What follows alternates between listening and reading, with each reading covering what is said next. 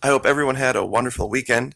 The hurricane slash tropical storm, whatever you want to call it, really kind of turned out to be a nothing burger here, especially on the north coast of Florida, northeast coast of Florida. A little bit of wind, a little bit of rain, but nothing to write home about. So I thought I would start off today with something a little less serious so that people can kind of maybe relax a little bit and smile and get back to normal as much as we can. If you're going to have a mask, why not have one that's unique? Custom designed collector's edition from the Florida Maquis. This is one that has been requested a great many times by a lot of people, and I wanted to get this right. That's why it's taken so long to get out. This is, of course, on navy blue. We are not alone across the top. Disclosure is coming. And then, of course, we have one of our gray friends down in the center. At the very least, it'll inspire conversation, if not more. So, as you can see, here I have it in ice blue.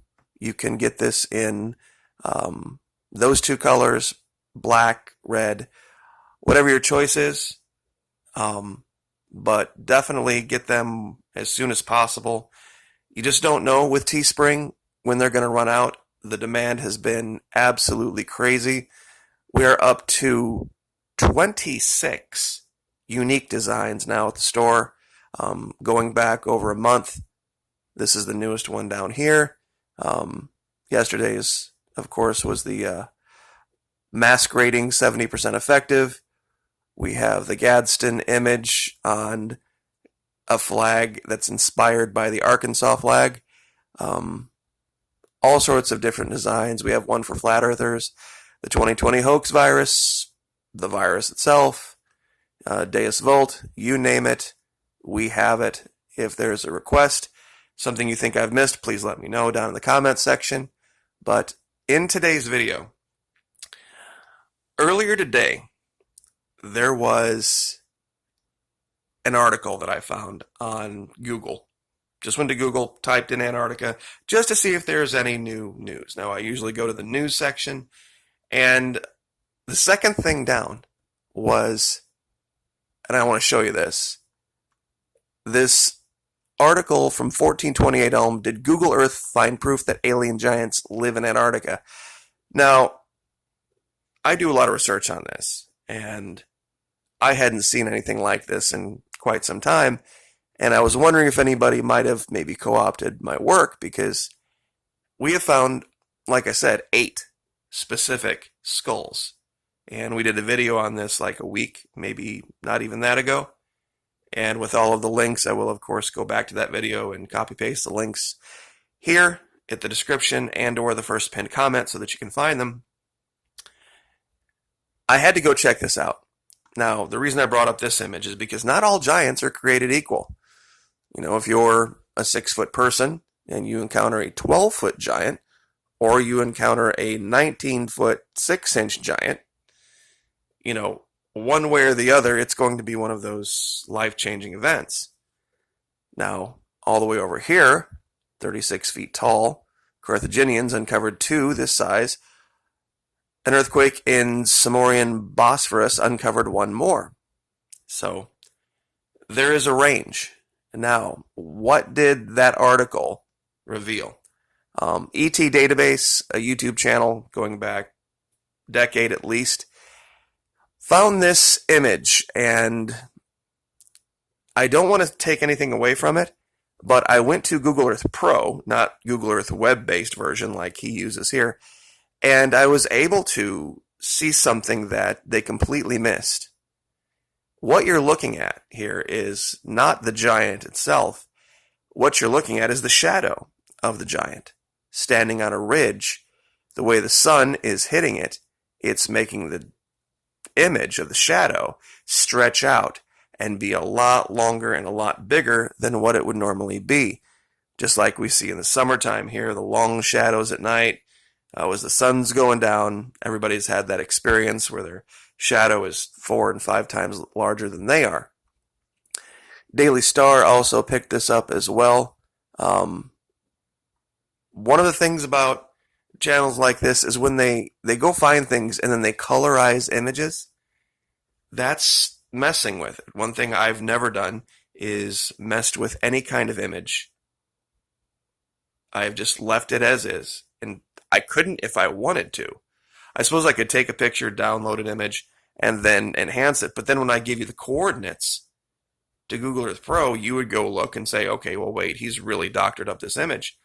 I don't do that. You can go find the stuff that at least that I provide for yourself and make your own judgment on this. So let's go real quick to Google Earth Pro and to the coordinates provided and take a look at this. Now, 20 meters, the size of this shadow they've measured. Now, what they've kind of missed is something that you can only do here at Google Earth Pro.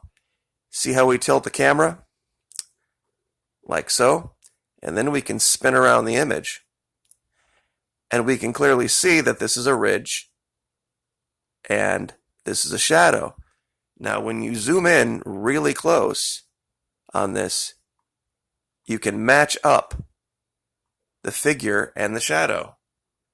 Here's the shadow, and when you look right here, you can definitely see here's the one leg, here's the other leg, here's the head. It's, of course, very grainy, but once you go to these coordinates for yourself, you will see exactly what I'm talking about. And other things were missed in the region as well. You go over here to the right, you can clearly see another hooded figure right here. Now, my personal belief is what we're looking at here is statuary.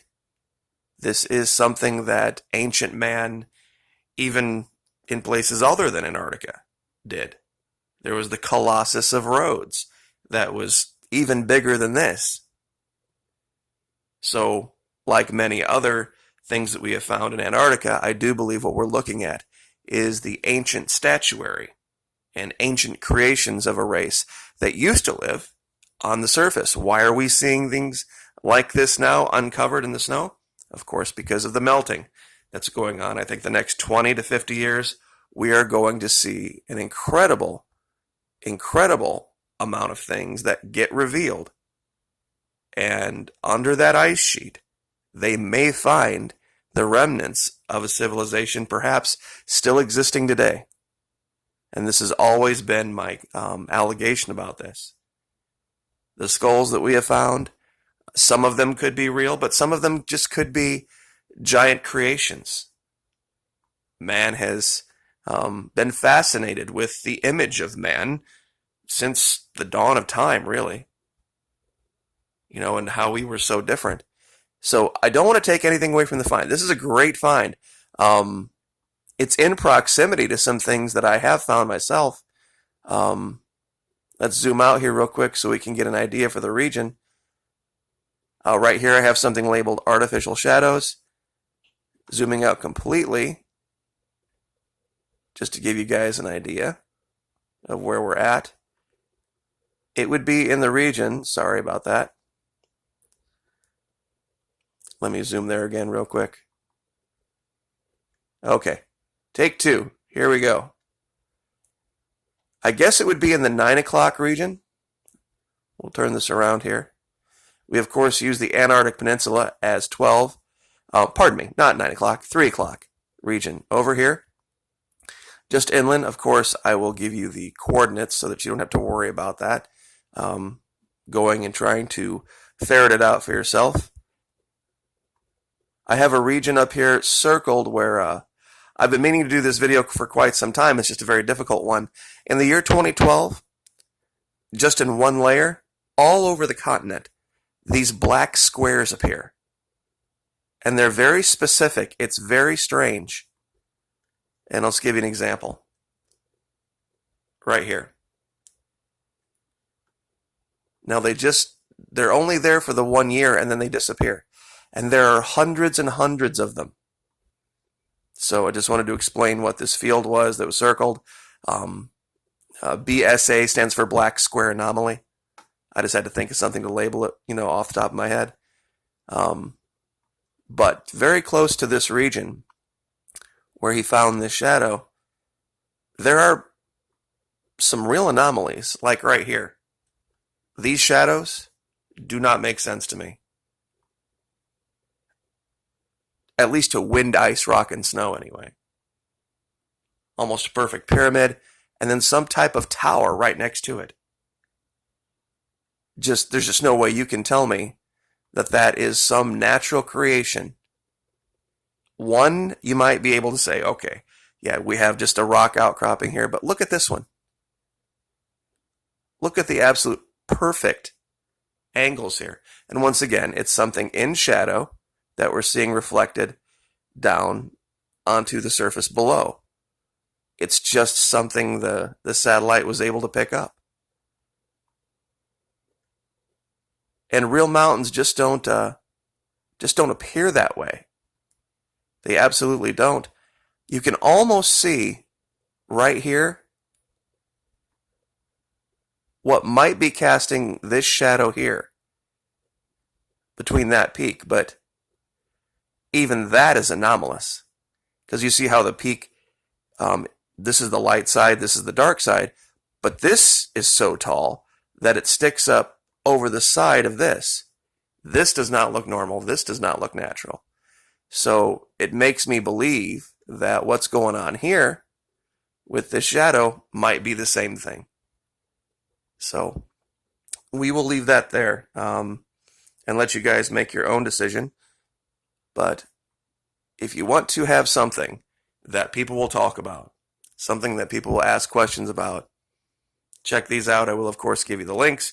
Like, share, subscribe. We'll see you next time.